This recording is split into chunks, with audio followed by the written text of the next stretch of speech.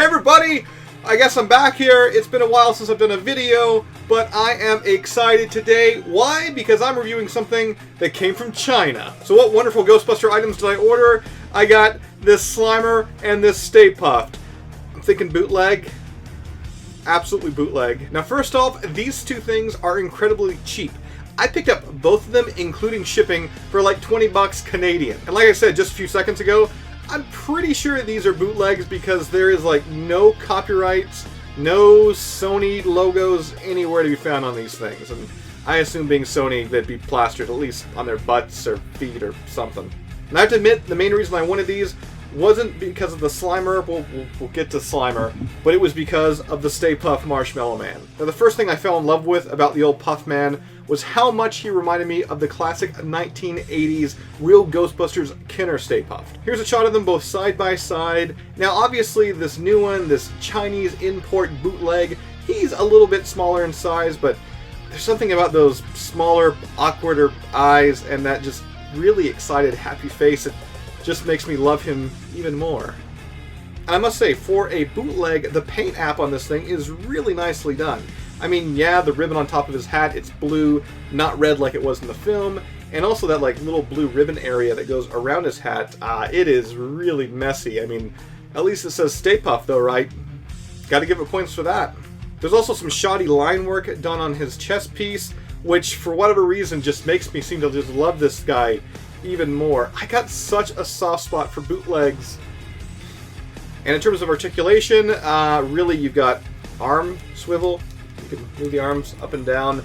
The head does not turn whatsoever. No legs. Pretty much this is it. It looks like he wants to give you a hug. Now I gotta admit, the Slimer one I thought was ugly as sin when I saw it online. And I still think it's ugly as sin, but I'm growing a fondness for it. He's got a surprised look on his face with his mouth wide open and just a very bad teeth-to-gum ratio popping out here and showing.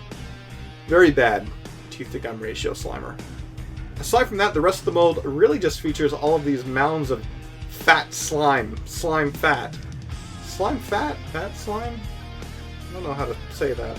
Absolutely no articulation on this guy. He's just one piece. He kind of reminds me actually of almost like a child's like bath toy, like you'd bring him into the bath with like a little rubber ducky or something like that. Also I have to deduct some points because on his backside there is no Slimer butt crack. I mean there's this like weird like bubble going around it, but once again, anybody that has seen my videos for the past little while here, you know the make or break for me is the butt crack on a Slimer figure. And while this thing has, like I said, almost like a second butt bubble on a bubble, that's no crack.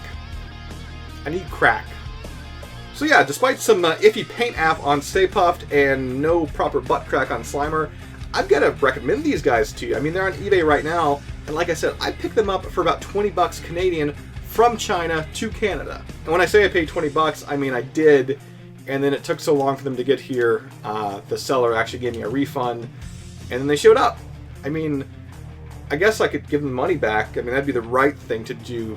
But, so that does it for today's video. We'll see you guys right back here on Ghostbusters News next time.